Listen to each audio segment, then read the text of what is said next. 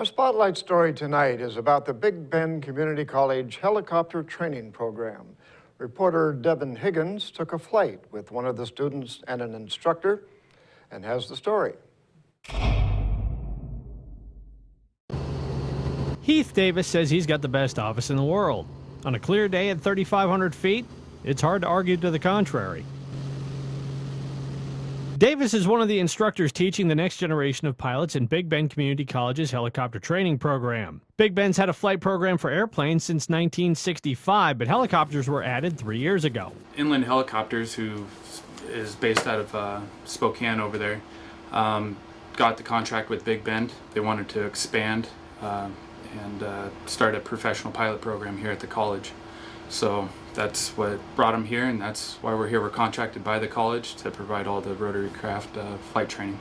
First-year flyer John Corbett was in the cockpit with Davis for his first solo exercise, and he said he likes the opportunity to fly something other than fixed-wing aircraft. I don't know, I find the jobs they do interesting, and I don't know, planes just don't excite me as much as the helicopters do.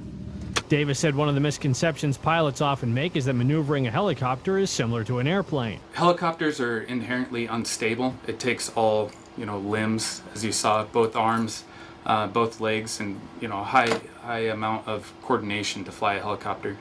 An airplane is very stable. It wants to fly. You can actually set the power and trim, and it will fly straight and level. Versus a helicopter, you have to be hands-on at all times. So people who come from airplanes and then start flying helicopters have to be retrained all over again, basically. So a lot of people don't understand that, but the basics of navigation and everything else are still there, but a lot of the fundamentals of control of the helicopter have to be retaught.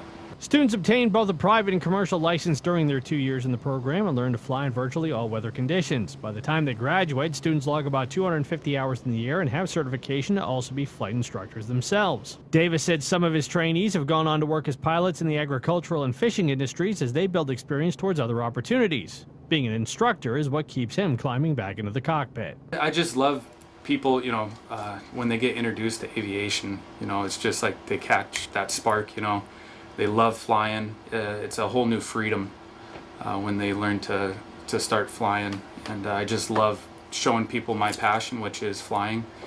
And I get a lot of enjoyment out of that. In Moses Lake, Devin Higgins for iFIBER 1 News. And we'll be right back after this.